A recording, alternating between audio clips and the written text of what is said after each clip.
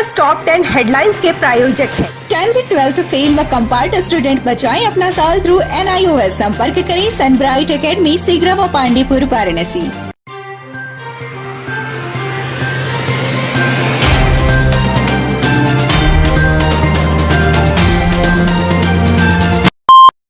गंगा नदी और उसकी सहायक नदियों को साफ सुथरा रखने के लिए नदी महोत्सव के अंतर्गत भारतीय सेना की 137 CETF battalion TA 39 Gorkha rifle ने अस्सी घाट पर जन जागरूकता अभियान चलाया। उत्सव में हिस्सा लेने वाले गंगा पहरी, गंगा मित्र, नेहरू युवा केंद्र और सामाजिक सर्जन अनिल कुमार थे। नदी महोत्सव जन जागरूकता अभियान में मां गंगा को साफ रखने के टिप्स और उनकी सहायक नदियों को साफ रखने के बारे में भी बताया गया। वाराणसी के DFO ने इस दौरान मां गंगा के बारे में समझाया कि हमारी मां गंगा जो सभ्यता और संस्कृति की जननी है, इसको साफ रखना हमारा परम कर्तव्य और धर्म है। जो कार्यक्रम हुआ है इसमें नुक्कड़ नाटक के माध्यम से, कल्चरल प्रोग्राम्स के माध्यम से नेहरू युवा केंद्र के और जो वॉलंटियर्स हैं उन बच्चों से अवेयरनेस की कार्यक्रम हो रहे हैं। इसके बाद गंगा जी BHU की प्रोफेसर भी हैं यहाँ पे। इनके कार्यक्रम के बाद गंगा वॉक रहेगा, उसी में हम लोग सफाई अभियान भी चलाएंगे। भेलूपुर थाना अंतर्गत अस्सी घाट पर बुधवार की शाम एक युवती ने नाव से गंगा में छलांग लगा दी। मौके पर मौजूद मल्लाह ने उसे बचाया और किनारे लाकर पुलिस को सौंप दिया। इस दौरान युवती पुलिस से भी बार बार जान देने की बात करती रही। जानकारी के अनुसार चंदौली की पड़ाव साहूपुरी वैसपुरी निवासी सबीना पुत्री नूर मोहम्मद शाम में अस्सी घाट पहुंची। नाव से गंगा में कुछ दूर जाने के बाद उसने अचानक छलांग लगा दी। अस्सी घाट पर मौजूद मल्लाह राहुल साहनी ने युवती को बचाया और पुलिस को इसकी सूचना दी। पूछताछ में युवती ने ऐसा कदम उठाने का कोई कारण नहीं बताया। वहीं परिजनों के अनुसार किसी बात को लेकर डांटने से क्षुब्ध होकर उसने ऐसा कदम उठाया था। जिले को एक और आयुर्वेदिक अस्पताल का तोहफा गुरुवार को मिलने जा रहा है। 50 बेड के इस मल्टी स्पेशलिटी अस्पताल में स्त्री व प्रसूति रोग के साथ ही अन्य विशेषज्ञ चिकित्सकों की टीम तैनात कर दी गई है। 23 दिसंबर गुरुवार को प्रधानमंत्री नरेंद्र मोदी इस अस्पताल का लोकार्पण करेंगे। इसके साथ ही मरीज यहां की चिकित्सीय सुविधाओं का लाभ उठा सकेंगे।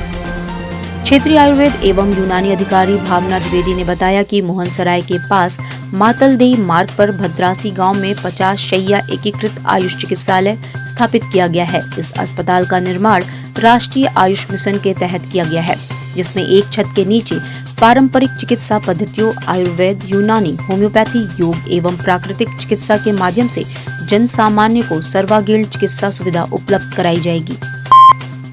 सेंट्रल बार एसोसिएशन के वार्षिक चुनाव का मतदान 23 दिसंबर को सुबह 10 बजे से होगा। इस वर्ष सेंट्रल बार के 23 पदों के लिए 93 प्रत्याशी मैदान में हैं, जिसमें युवा प्रत्याशियों की संख्या अधिक है। कल होने वाले मतदान को लेकर सभी तैयारियां पूरी कर ली गई हैं।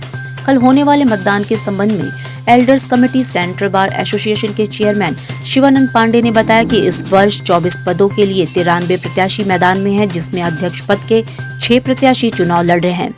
वरिष्ठ उपाध्यक्ष पर 7 और महामंत्री पद के लिए 1 प्रत्याशी चुनाव लड़ रहे हैं।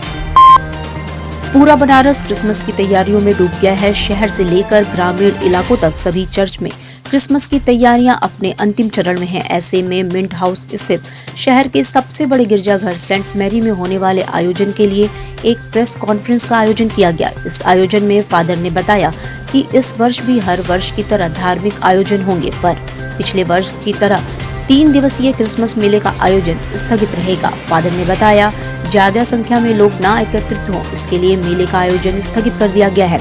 लोग आते जाते रहेंगे, दर्शन करेंगे, एक दूसरे से मिलकर एक दूसरे को बधाइयां देंगे और खुशी बांटते रहेंगे। धार्मिक देश है हमारा काशी नगर, जो है आध्यात्मिक नगर है। आध्यात्मिकता चाहिए भाई, आप किसी भी मार्ग को अपनाइए, आध्यात्मिकता चाहिए। सिख को आध्यात्मिकता चाहिए और हिंदू को आध्यात्मिकता चाहिए, मुसलमान को आध्यात्मिकता चाहिए, हमें भी आध्यात्मिकता चाहिए, और जैन को भी, बुद्ध को भी, सब किसी को आध्यात्मिकता चाहिए। सबको अपना प्राविधान और व्यवस्था करने का अधिकार है, करना भी चाहिए।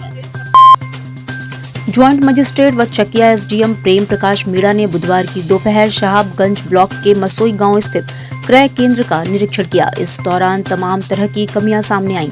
नियमित 100 क्विंटल से कम खरीद की जा रही थी। वहीं केंद्र प्रभारी किसानों को टोकन जारी करने में भी आनाकानी कर रहे थे। स्टॉक रजिस्टर भी अधूरा मिला। इस पर एसडीएम ने केंद्र प्रभारी अवधेश कुमार को तत्काल प्रभाव से निलंबित कर दिया। टोकन तो आपने दिया है, खरीद तो इसमें पता चलेगी किस तारीख को कितना खरीद हो रहा है। हाँ, तो फिर कहाँ है? 7 सालों में शहर बनारस की तस्वीर हर दिन बदल रही है। साल 2019 में तत्कालीन नगर आयुक्त गौरांग राठी के नेतृत्व में स्मार्ट सिटी प्रोजेक्ट के अंतर्गत 5 तालाबों का जीर्णोद्धार शुरू हुआ था। इन्हीं में से एक नदेसर तालाब का लोकार्पण 23 दिसंबर को प्रधानमंत्री नरेंद्र मोदी करेंगे। ये वही तालाब है जहां कभी कूड़ा और गंदगी का अंबार हुआ करता था, पर आज इसकी सूरत देखकर आप भी कह उठेंगे वाह। इसके अलावा सोनभद्र तालाब का भी प्रधानमंत्री कल लोकार्पण करेंगे। पूरा कूड़ा से फटा हुआ था। इसके बाद से नगर निगम का ये प्रोजेक्ट शुरू हुआ स्मार्ट सिटी के द्वारा और इस पे फिर कार्य शुरू हुआ। आज पर यहाँ पूरा गाड़ी से पूरा फटा हुआ था, गंदगी पूरा था और ये पूरा पौधा करीबन 2 मीटर ऊपर पौधा पूरा पड़ा हुआ। फिर उसको निकाला गया, फिर निकाल के फिर सफाई करके फिर ये महात्मा गांधी काशी विद्यापीठ के छात्र संघ चुनाव के स्थगित किए जाने से छात्र नेताओं में आक्रोश है। मंगलवार को जहां नामांकन कर चुके प्रत्याशियों ने कुलपति के आवास का घेराव किया था, वहीं बुधवार को महात्मा गांधी काशी विद्यापीठ और विश्वविद्यालय के गंगापुर कैंपस के पूर्व अध्यक्ष, उपाध्यक्ष और सभी छात्र दलों के छात्र नेताओं ने गांधी स्मारक पर प्रशासनिक भवन के सामने जबरदस्त धरना प्रदर्शन किया। इस दौरान गंगापुर कैंपस से पूर्व छात्र संघ अध्यक्ष रही अखिल भारतीय विद्यार्थी परिषद की अंकिता तिवारी ने कहा कि चुनाव को स्थगित करना गलत था। यदि उसी दिन कोई नई तारीख दे दी जाती तो ये स्थिति उत्पन्न नहीं होती। यदि तारीख आज घोषित नहीं होती है तो कल से मैं कैंपस के बाहर सड़क पर धरना दूंगी, चाहे मुझे अकेले ही क्यों न बैठना पड़े। इस दौरान भारी संख्या में पुलिस और पीएससी के जवान मौके पर मौजूद रहे। प्रधानमंत्री नरेंद्र मोदी 23 दिसंबर के अपने बनारस दौरे पर स्मार्ट सिटी के अंतर्गत हो रहे 5 वार्डों के पुनर्विकास कार्य का लोकार्पण भी करेंगे। इसमें काल भैरव वार्ड, राज मंदिर वार्ड, दशाश्वमेध वार्ड, जंगमबाड़ी और गढ़वासी टोला वार्ड शामिल हैं। इसमें गढ़वासी टोला वार्ड में भी 7 करोड़ से ज्यादा स्मार्ट सिटी द्वारा पुनर्विकास कार्य किया जा रहा है। इस पुनर्विकास कार्य में सीवर चौका के साथ ही साथ वॉल पेंटिंग भी की जा रही है और काशी की संस्कृति दीवारों पर उकेरे जा रही है। गढ़वासी टोला में पुनर्विकास कार्य की कार्यदायी संस्था वाराणसी विकास प्राधिकरण है। काल भैरव वार्ड में भी 16 करोड़ की लागत से पुनर्विकास कार्य संपन्न हो चुका है। स्थानीय निवासी यहां के विकास से काफी खुश हैं। प्रधानमंत्री नरेंद्र मोदी 23 दिसंबर को काशी को 2100 करोड़ की परियोजनाओं की सौगात देने आ रहे हैं। प्रधानमंत्री करखियाओं में जनसभा को संबोधित करने से पूर्व 475 करोड़ की बनारस काशी संकुल परियोजना की नींव रखेंगे। करीब 2.5 घंटे के कार्यक्रम में पीएम मोदी पिंडरा के करखियाओं में अमूल प्लांट का शिलान्यास कर वाराणसी की 5 परियोजनाओं की आधारशिला रखेंगे और 22 परियोजनाओं को जनता को समर्पित करेंगे। पीएम 1,70,000 दुग्ध उत्पादकों को 35 करोड़ 19 लाख बोनस का ऑनलाइन ट्रांसफर भी करेंगे। साथ ही ऑनलाइन अन्य परियोजनाओं का लोकार्पण व शिलान्यास करेंगे।